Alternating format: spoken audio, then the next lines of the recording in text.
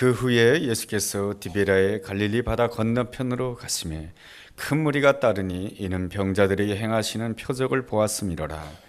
예수께서 산에 오르사 제자들과 함께 거기 앉으시니 마침 유대인의 명절인 유월절이 가까운지라. 예수께서 눈을 들어 큰 무리가 자기에게로 오는 것을 보시고 빌립에게 이르시되 우리가 어디서 떡을 사서 이 사람들을 먹이겠느냐 하시니, 이렇게 말씀하심은 친히 어떻게 하실지를 아시고 빌립을 시험하고자 하심이라. 빌립이 대답하되 각 사람으로 조금씩 받게 할지라도 200데나리온의 떡이 부족하리이다.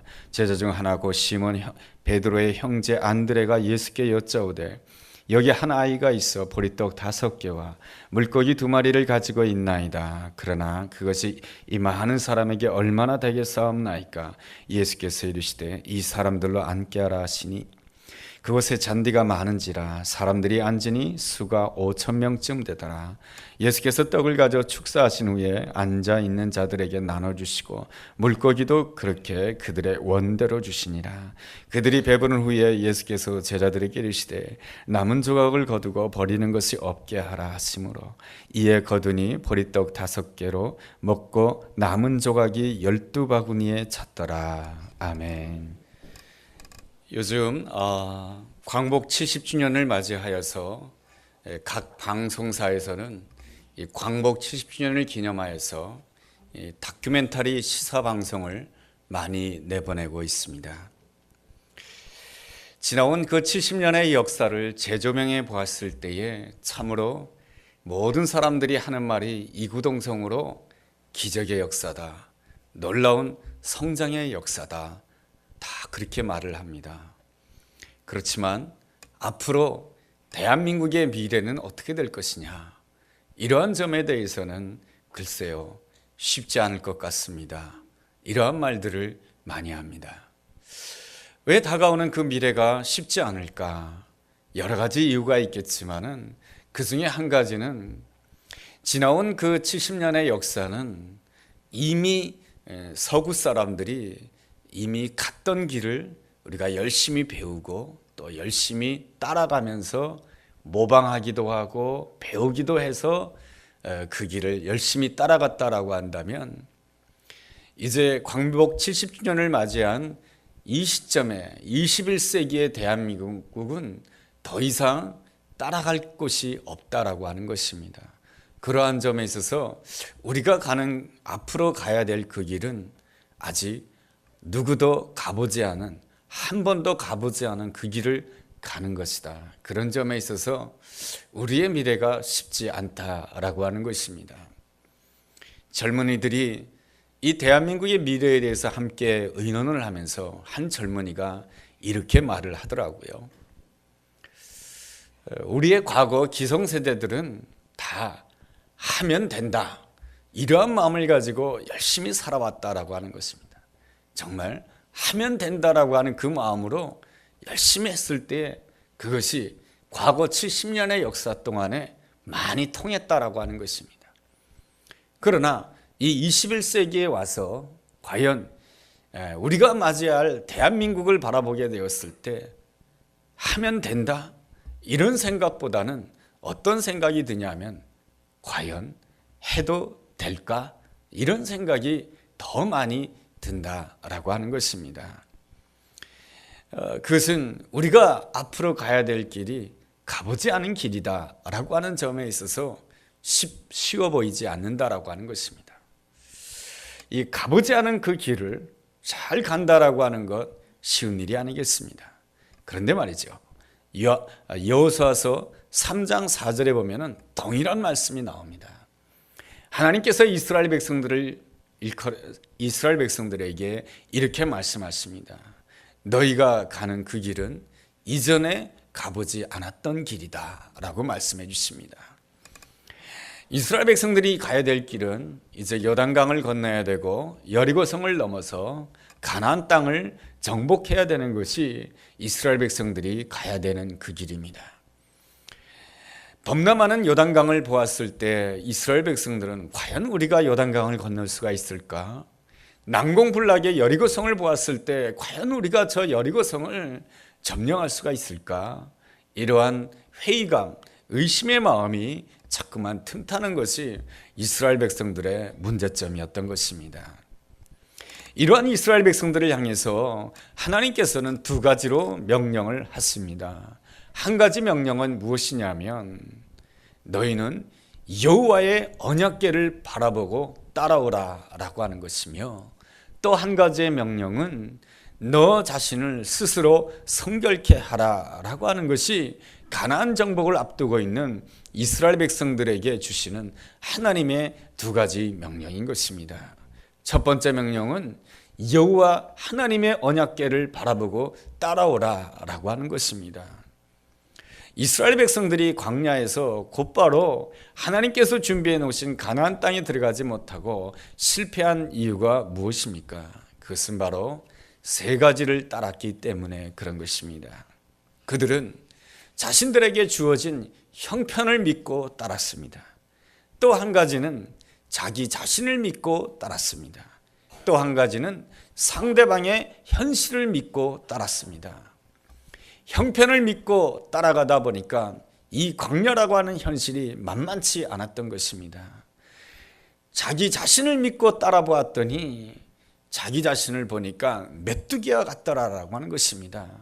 상대방의 현실을 믿고 보고 따라갔더니 상대방의 현실이라고 하는 것은 키가 장대한 아낙 자손이다라고 하는 것입니다. 이렇듯 세 가지를 믿고 따랐더니 그들이 내릴 수밖에 없는 결론은 무엇이냐면, 해도 안 되는구나. 나는 형편없는 존재이구나. 나에게는 미래가 없구나. 이것이 바로 이스라엘 백성들의 결론이더라라고 하는 것입니다. 그래서 하나님께서는 그러한 이스라엘 백성들을 보면서 이래서는 안 된다라고 하는 것입니다. 그래서 하나님께서 주시는 그 첫 번째 명령은 무엇이냐면 여호와 하나님의 언약궤를 바라보고 따라오라고 하는 것입니다. 형편이라고 하는 그 사실을 믿고 따라오지 말고, 자기 자신을 믿고 따라오지 말고, 상대방의 현실을 믿고 따라오지 말고, 그 세 가지 사실을 믿고 따라오지 말고 오직 여호와 하나님을 믿고 따라오라고 하는 것입니다. 물론 이스라엘 백성들에게 주어진 현실은 녹록지 않은 현실이었지만은 우리가 깨달아야 될 것은 그 현실 배후에 창조주 하나님이 역사하고 계신다라고 하는 것입니다. 창조주 하나님의 그 아름다운 모습이 창세기 1장에 잘 기록되어 있습니다. 땅이 혼돈하고 공허하고 흑암이 깊음 위에 있지만 하나님께서는 반드시 말씀하시는 분이시며 하나님께서는 말씀하신 바를 반드시 이루시는 분이시다라고 하는 것입니다. 그리함으로 인하여서 하나님 보시기에 좋았더라의 역사를 온전히 이루시기를 원하시는 분이 하나님이시다라고 하는 것입니다. 우리에게 주어진 형편이라고 하는 현실이 있고, 나의 조건이라고 하는 나의 현실이 있고, 상대방의 어떤 현실이 있다라고 할지라도 그러한 것을 무시하는 것이 아니고 그 현실보다 더 큰 현실이 있다라고 하는 것입니다. 그것은 바로 창조주 하나님께서 그 현실 뒤에서 역사하고 계시고, 그 창조주 하나님께서는 우리를 창조하실 뿐 아니라 우리를 너무나도 사랑해 주셔서 자신의 독생자 예수 그리스도를 이 땅에 보내셔서 십자가에 못 박기까지 하신 그 놀라운 구속의 사랑이 우리와 함께 한다라고 하는 것입니다. 창조주 하나님, 구속주 하나님을 온전히 믿어야 된다라고 하는 것입니다. 그것이 바로 하나님의 언약궤를 바라보고 쫓는 아름다운 삶이다라고 하는 것입니다. 이 아름다운 믿음을 가진 사람이 바로 다윗이라고 하는 사람 아니겠습니까? 엘라 골짜기에 이르게 되었을 때 골리앗이라고 하는 큰 장수가 이스라엘 백성들을 향해서 막 위협을 주고 있었습니다. 이스라엘 백성들이 처하고 있는 형편이라고 하는 것은 어떻습니까? 이 커다란 상대방의 현실이라고 하는 것은 골리앗의 장수요, 그 상대방의 현실을 바라보았을 때 나 자신의 조건과 실력을 보았을 때 나는 숨을 수밖에 없었고 나는 피할 수밖에 없는 것이 바로 이스라엘 백성들의 현실이었던 것입니다. 그러나 믿음을 가지고 있었던 이 다윗은 우리가 눈에 보이는 그 현실은 하나님의 현실을 생각한다라고 한다면 오히려 작은 현실이다라고 하는 것입니다. 골리앗이 앞에 서 있고, 그리고 우리들은 그 골리앗 앞에서 꼼짝 못하고 있는 우리의 현실이라고 하는 것은 온 세상을 창조하신 하나님, 우주를 창조하신 하나님, 또한 우리의 모든 죄악의 문제를 사하기 위해서 이 땅에 자기의 아들 예수 그리스도를 보내주신 그 놀라운 하나님의 사랑이라고 하는 그 큰 현실, 놀라운 현실에 비한다라고 한다면 작은 현실이다라고 하는 것입니다. 이것보다 더 큰 현실이, 이것보다 더 큰 말씀의 현실이 있는 줄로 믿습니다 하고, 여호와의 언약궤 말씀을 믿고 따라가는 길이 우리가 진실로 살 길이며 승리의 길인 줄로 믿습니다. 그러기에 다윗은 믿음으로 승리한 줄로 믿습니다. 또한 하나님께서 이스라엘 백성들에게 주신 두 번째 명령은 무엇인가 하니 바로 너 자신을 스스로 성결케 하라 라고 하는 것입니다. 이스라엘 백성들이 광야에서 40년 동안 방황한 이유가 무엇이겠습니까? 모세가 하나님의 음성을 잘 듣지 못해서일까요? 모세가 올바른 지도자가 아니어서일까? 그럴까요? 그렇지가 않습니다. 이스라엘 백성들이 광야에서 40년 동안 방황하면서 하나님께서 준비해 놓으신 적과 꿀이 흐르는 땅에 들어갈 수가 없었던 그 이유는 자기 자신을 스스로 성결하게 하지 못했기 때문에 그런 것입니다. 하나님께서 이스라엘 백성들을 향해서 너 자신을 스스로 성결케 하라고 하는 것은 모든 문제가 일어나게 되었을 때 그 원인을 밖에서 찾지 말라고 하는 것입니다. 모든 문제가 일어나게 되었을 때 그 원인을 너 자신에게서 찾으라고 하는 것입니다. 내가 하나님 앞에서 얼마나 순종하였는지, 내가 하나님의 말씀에 따라서 얼마나 올바로 살았는지 너 자신에게서 원인을 찾으라고 하는 것이 바로 무엇이냐면 하나님께서 주신 두 번째 명령, 너 자신을 스스로 성결케 하라라는 그러한 말씀인 것입니다. 그러므로 우리는 문제가 있을 때마다 우리 자신을 돌아볼 필요가 있는 것입니다. 우리는 사실 모든 것을 바라볼 때마다 그냥 나의 안목으로 바라보지 않습니까? 예수님의 안목으로 바라보면은 모든 것을 더 잘 감당할 수가 있는데, 모든 것이 다 내가 보고 내가 판단하고 내가 생각하니 다 문제인 것입니다. 저 역시도 그러한 범주에서 예외는 아닌 것입니다. 저도 제가 바라보고 제가 판단하고 생각할 때가 많이 있습니다. 그러다 보니 목회를 하다 보니 하나님 앞에서 참 감사하다 그런 생각을 할 때도 있겠지만, 그러나 죄송하게도 여러분에게 미안하게도 목사임에도 불구하고 제 안에 분노의 마음을 가질 때가 있습니다. 또한 좌절의 마음을 가질 때가 있습니다. 특별히 제가 좌절을 할 때는 언제냐면 제가 제 자신에 대해서 실망할 때입니다. 야, 이건 목사가 이래서 되나, 이런 생각. 사실 여러분들이 저의 일거수일투족을 잘 모르고 제 속마음에 들어갔다 나왔다 하지 못해서 그렇지, 여러분들이 제 마음 속마음에 들어갔다 나왔다라고 한다면 야, 저 사람이 목사인가, 세상에 믿을 사람 하나도 없네, 여러분들은 분명히 10중 8구 그렇게 판단을 하게 될 것입니다. 저는 제 자신을 알죠. 그러다 보니 종종 이 하나님 앞에서 이 죄책감을 가질 때가 있고 자책감을 가질 때가 많이 있습니다. 그래서 이 얼굴이 펴지를 못하고 얼굴이 일그러질 때가 있는 것이죠. 여러분은 어떻습니까? 늘 평안한 얼굴 가지십니까? 아니면 인상을 팍팍 쓰십니까? 저는 제 자신을 볼 때도 그렇지만은 우리 성도님들을 바라볼 때도 그렇습니다. 성도님들을 바라볼 때 늘 뭡니까? 따뜻한 마음으로 바라보면 참 좋겠는데 제 마음이 그렇지 않을 때가 많아요. 그래가지고 성도님들을 바라볼 때 정죄의 마음으로 바라볼 때도 있고 판단하는 마음으로 바라볼 때도 있다라고 하는 것입니다. 죄송하지만 말이죠. 신앙생활을 그만큼 오랫동안 했으면 좀 성숙한 그리스도인이 되어야 되지 않느냐. 직분을 받았으면 직분을 받은 자답게 좀 하나님의 일을 좀 더 충성되게 하지, 뭐하러 직분을 받았나 하면서 내 마음 가운데 이 정죄하는 마음이, 판단하는 마음이 툭툭 나온다는 것이죠. 그러면은 제가 얼굴을 두껍게 하고 아무 일이 없던 것처럼 성도들을 대하면 좋을 텐데 제 얼굴에 딱 표시가 납니다. 그러니 성도님이 저에게 묻습니다. 목사님 무슨 일 있으세요?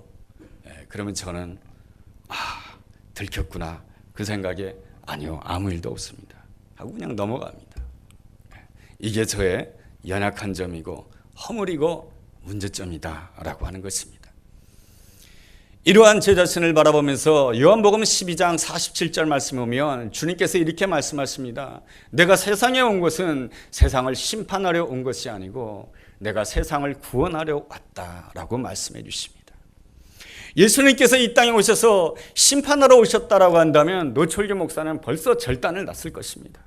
그러나 주님께서는 나를 보시면서 나를 심판하려고 오신 것이 아니고 나를 구원하러 오셨다라고 하는 것입니다. 그러기에 내가 별로 수고하지 않았음에도 불구하고 주님께서는 나를 보시면서 수고했다라고 위로해 주시며 나를 격려해 주시며 나의 부족한 부분에 대해서 판단하고 정죄하기보다는 오히려 나의 부족한 부분에 대해서 채워주시고 함께해 주시길 원하신 분이 놀라우신 주님이신 줄로 믿습니다.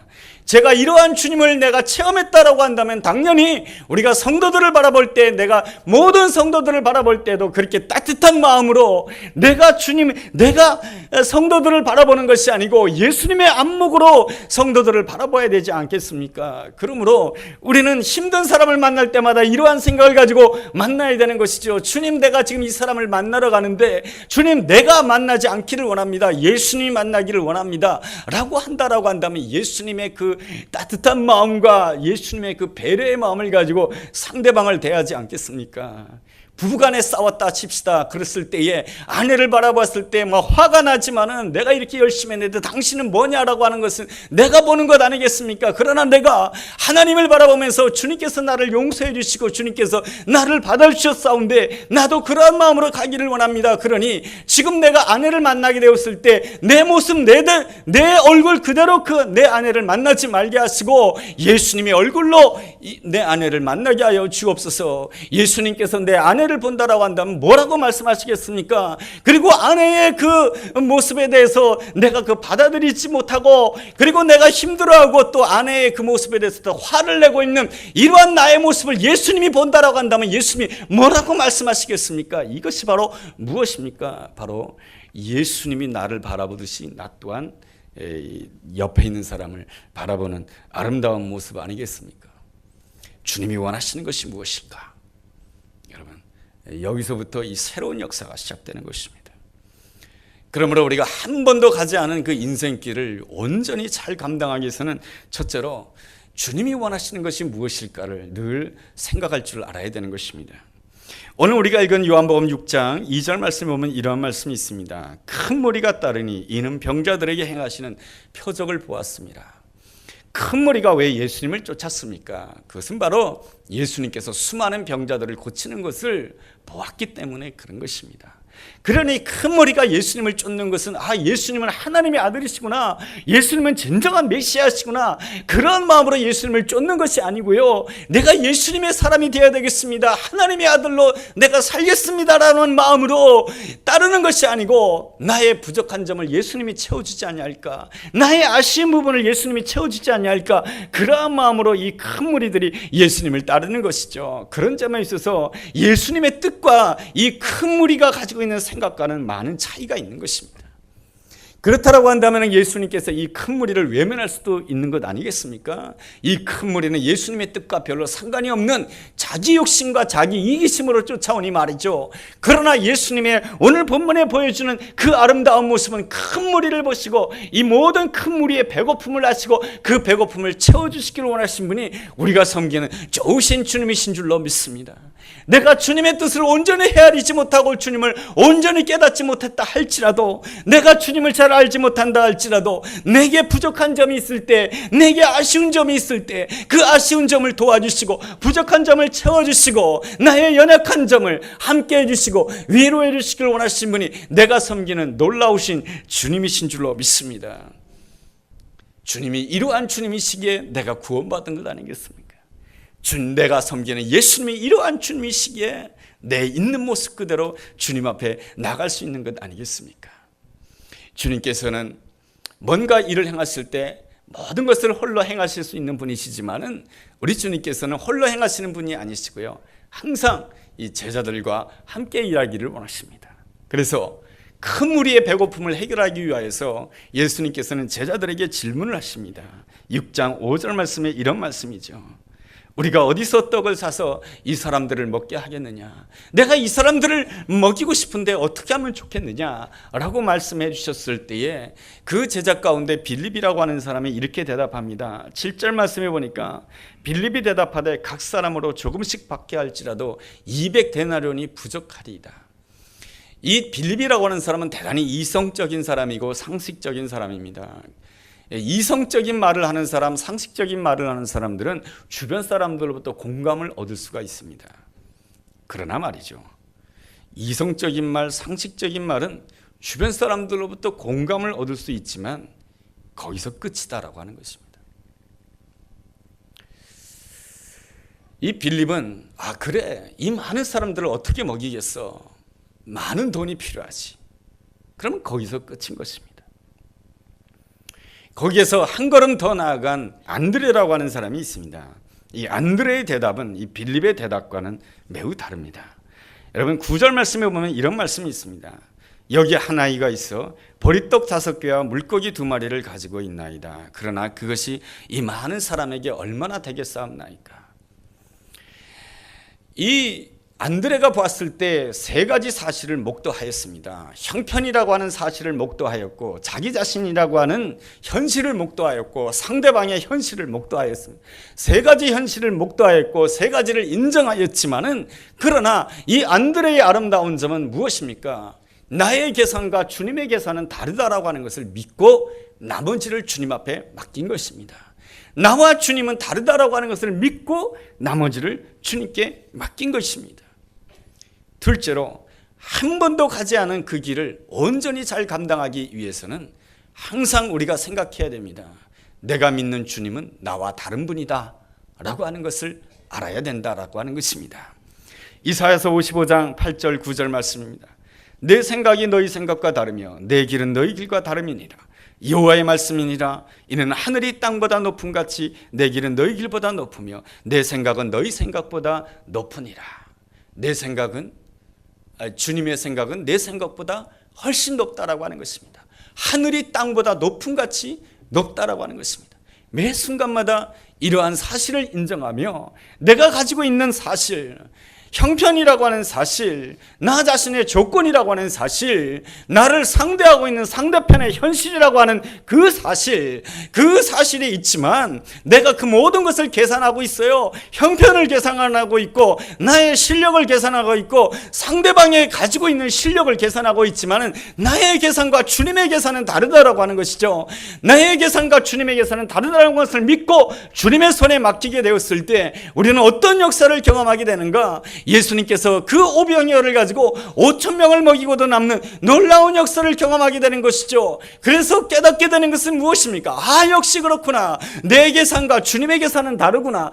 역시 주님은 나와 다르는 것이구나. 내 계산에는 이 오병이어는 아무것도 아니지만 하나님의 계산에는 이 오병이어가 5,000명을 먹이는 놀라운 역사의 사건이 되는구나 하면서 내 계산과 주님의 계산이 다르다라고 하는 것을 체험하게 되는 놀라운 역사가 있게 될 줄로 믿습니다. 이것이 무엇입니까? 하나님 나라의 권능을 체험하는 아름다운 역사 아니겠습니까? 이 놀라운 권능을 체험한다라고 한다면 우리는 어떠한 형편 가운데 있다 할지라도 나의 계산을 앞세우지 않고 내 계산이 있지만 나와 다른 하나님의 계산이 있는 줄로 믿습니다. 나의 자녀를 바라볼 때 나의 계산이 있지만 내가 계산하는 것과는 다른 하나님의 계산이 있는 줄로 믿습니다. 내 자녀를 향한 하나님의 계산이 있는 줄로 믿습니다. 우리 교회를 향한 하나님의 아름다운 계산이 있는 줄로 믿습니다. 그 아름다운 계산에 맡기게 되었을 때 우리의 인생의 계산은 바로 나의 계산으로 끝나는 것이 아니고 하나님의 계산으로 결론 짓게 될 줄로 믿습니다. 여기서 말이죠, 또 우리가 한 사람을 주목해야 됩니다. 한 아이를 주목해야 됩니다. 이 아이가 예수님이 무엇에 관심을 가진지를 알았습니다. 예수님은 이 큰 무리를 먹이시기를 원했던 것이죠. 이 아이는 그것을 알고 내가 있는 것은 너무나도 작은 것이지만 오병이어를 주님 앞에 드리게 됩니다. 오병이어를 드리는 그 순간 이 사람은 섬기는 자이며 이 아이는 강한 자이며 이 아이는 큰 자입니다. 여러분, 이 아이 앞에 있는 수많은 큰 무리는 예수님의 관심이 무엇인지도 몰랐고 예수님의 관심 앞에 자기의 것을 내놓을 줄도 몰랐습니다. 그들이 원했던 것은 지금 받기만을 원했던 것입니다. 받을 것만을 생각하였다라고 하는 그러한 점에 있어서 무엇입니까? 그들은 바로 작은 자인 것이죠. 받을 필요가 있는 사람이 작은 자이고 그리고 받는 사람이 작은 자인 것입니다. 그럼에도 불구하고 주님께서 우리에게 원하시는 바가 있습니다. 작은 자를 섬기라고 하는 것이죠. 마태복음 25장 40절에 이런 말씀이 있습니다. 내가 진실로 진실로 너희에게 이르노니 너희가 여기 내 형제 중에 작은 자 하나에게 한 것이 곧 내게 한 것입니다. 내 옆에 받아야 될 사람이 있지 않겠습니까? 아내가 받고 싶을 때가 있습니다. 남편이 받고 싶을 때가 있습니다. 자녀가 받고 싶을 때가 있습니다. 또한 같이 신앙생활하는 성도가 뭔가 받고 싶어 할 때가 있습니다. 그럴 때 주님의 마음으로 베푼다라고 한다면 주님의 마음으로 아내를 섬기고 주님의 마음으로 남편을 섬기고 주님의 마음으로 성도를 섬긴다라고 한다면 그것은 바로 예수님께 한 것이다 라고 인정해 주신다라고 하는 것이죠. 우리가 셋째로 한 번도 가지 않은 그 길을 온전히 감당하기 위해서는 바로 나에게 주어진 그 작은 것을 통해서 섬길 줄 아는 자가 되어야 되는 것입니다. 이 한 아이가 오병이어를 가지고 예수님께 왔을 때 그 오병이어를 가지고 5,000명을 먹이셨습니다. 그러면 될 것을 13절에 보면은 이런 말씀이 나와 있습니다. 13절에 이런 말씀이 있어요. 이에 거두니 보리떡 5개로 먹고 남은 조각이 12바구니에 찼더라. 저는 이 성경을 읽어보면서 그냥 보리떡 5개와 물고기 2마리로 5,000명을 먹였다. 예수님 따봉, 참 멋있는 예수님이시오. 놀라우신 하나님이시오. 그러면 끝날 것을 왜 남겨뒀냐 이겁니다. 왜 또 주님은 남은 조각을 거두고 버리는 것이 없게 하라고 말씀해 주셨을까요? 저는 참 이 말씀을 읽으면서 잘 이해가 가지 않았어요. 여러분, 12바구니, 12이라고 하는 숫자가 무엇을 의미합니까?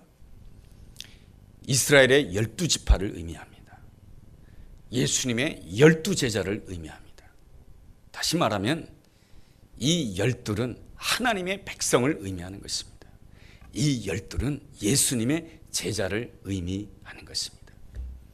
그런 거로 주님께서 이 13절의 말씀처럼 남은 것을 버리지 마라. 12바구니가 남은 조각이 12바구니가 되었다라고 하는 이 말씀은 무엇이냐면 지금 오늘 하나의 섬김을 통해서 너희들이 지금 이 오병이어를 가지고 배불리 먹고 먹었느냐? 그렇다라고 한다면 바로 너희에게 있는 이 남은 조각을 가지고 이 어린 아이처럼 네가 있는 자리에서 그 남은 조각으로 섬기라고 하는 것입니다.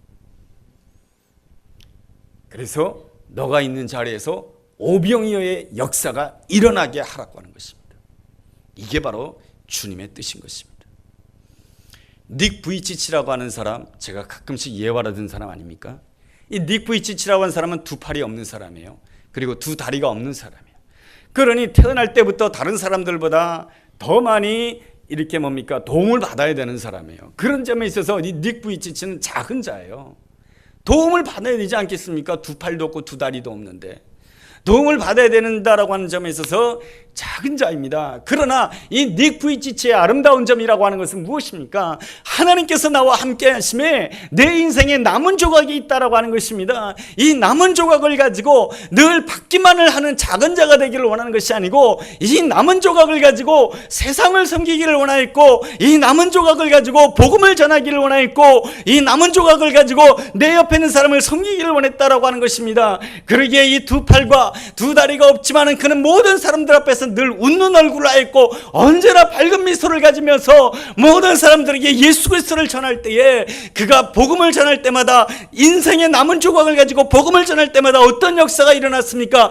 그를 통해서 오병이어의 역사가 일어나는 것 아니겠습니까? 저 사람이 어떻게 저 2팔이 없고 2다리가 없는데 저렇게 행복한 사람이 될 수가 있을까? 모든 사람들이 닉 부이치치를 볼 때마다 쇼킹한 것이죠. 이것이 바로 오병이어 역사, 하나님께서 준비해 놓으신 놀라운 오병이어의 역사가 아니겠습니까? 이 아름다운 역사를 온전히 체험한 사람이 또한 제가 좋아하는 요셉이라고 하는 사람 아니겠습니까? 요셉은 형제들로부터 버림을 받았습니다. 애굽 땅에서 노예 생활했습니다. 그런 많은 것을 빼앗긴 자입니다. 빼앗긴 자라고 하는 점에 있어서 그는 작은 자인 것이죠. 도움받아야 될 그러한 존재인 것입니다. 그러나 주님께서 나와 함께 하심에 내 인생에 남은 조각이 있다라고 하는 것이죠. 그 남은 조각을 가지고 그 노예 생활 속에서 충성을 다했고 그 남은 조각을 가지고 보디발 집안을 열심히 섬겼던 것이죠. 그래도 보디발 집안에서 버림을 받고 감옥에 들어갔지만 그 감옥 가운데서도 하나님께서 나와 함께 하심에 내 인생에 남은 조각이 있는 줄로 믿습니다 하고 그 남은 조각을 가지고 그 감옥 안에 있는 사람들을 열심으로 섬기게 되었을 때 거기에서 얼마나 놀라운 오병이어의 이적의 역사가 일어나는 것입니까? 그리하면서 이 요셉은 애굽 전역을 섬기는 자가 되었고 그리고 형제들이 찾아왔을 때 형제들을 용서함으로 그들을 아름답게 섬김으로 인해서 이 요셉은 이스라엘의 구속사를 섬긴 자이며 이스라엘의 민족을 섬기는 자이며 여호와 하나님을 섬긴 아름다운 하나님의 사람이 된 줄로 믿습니다. 그러므로 우리가 가져야 될 그 생각은 우리 이 작은 자라고 하는 것은 이 가난한 자, 힘없는 자, 뭐 이러한 도움이 필요한 자도 작은 자이지만 도움 받는 자는 다 작은 자인 것입니다. 그러나 주님께서 원하는 것은 우리로 하여금 그리스도인이라고 하나님께서 나와 함께 하시는 자라고 한다면 그리스도의 제자라고 한다면 날마다 작은 자의 자리에 있기를 원하는 것이 아니고 하나님께서 함께 하실 때는 반드시 내게 남긴 조각이 있다라고 하는 것입니다. 하나님께서 나에게 주신 남은 조각이 무엇일까를 기억하며 그 남은 조각을 가지고 내게 있는 자리에서 아내를 섬기고 남편을 섬기고 자식을 섬기고 부모를 섬기고 또한 성도들을 섬기고 내가 있는 그 삶의 자리에서 직장에서 섬기고 했을 때에 주님께서 이루신 그 놀라운 오병이어의 기적의 역사는 이 요한복음 6장 2000년 전만 일어나는 것이 아니고 오늘 우리의 삶 가운데서도 오병이어의 기적의 역사가 날마다 반복해서 우리 삶 가운데 권능으로 임하기를 줄로 믿습니다. 이것이 바로 한 번도 가보지 않은 인생길 가운데 하나님께 주시는 격려요 축복의 메시지인 줄로 믿습니다. 한 번도 가지 않은 그 길을 간다라고 하는 것은 참 어려운 것이죠. 내가 과연 해도 될까? 나에게 무슨 희망이 있을까? 그런 우리에게 주님은 오늘 세 가지의 말씀을 주십니다. 너 자신을 보지 말고 형편을 보지 말고 상대방을 보지 말고 여호와의 언약궤만을 보고 따라가라고 하는 것입니다. 또한 그 하나님은 너와 다르다라고 하는 것입니다. 그 하나님의 계산은 너의 계산과 다르다라고 하는 것입니다.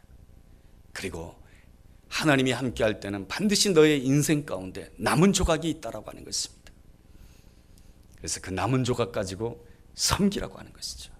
그랬을 때 하나님께서는 내가 생각지도 못했던 아름다운 축복의 길로 이 사람이 바로 하나님이 복 주시는 사람인 것이죠. 오병이어의 기적으로 말이죠. 이 놀라운 은혜가 우리 모두에게 함께하게 되기를 주의 이름으로 축원합니다. 기도하겠습니다. 하나님 아버지, 한 번도 가보지 않은 미래를 바라볼 때 걱정도 되고 염려도 됩니다.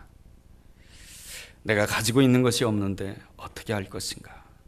그러나 이 순간에 눈을 들어 온 세상을 창조하시고 지금도 말씀을 다스리시는 주님을 바라보기를 원합니다.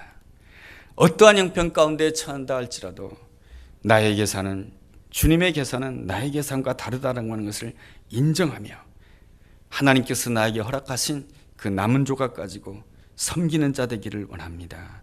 그래야므로 인해서 우리의 인생이 담장을 뛰어넘어 하나님께 내 한계를 뛰어넘어 하나님이 허락하시는 놀라운 은혜와 축복을 누리는 복된 사람 되게 하여 주옵소서. 예수님의 이름으로 기도했습니다. 아멘.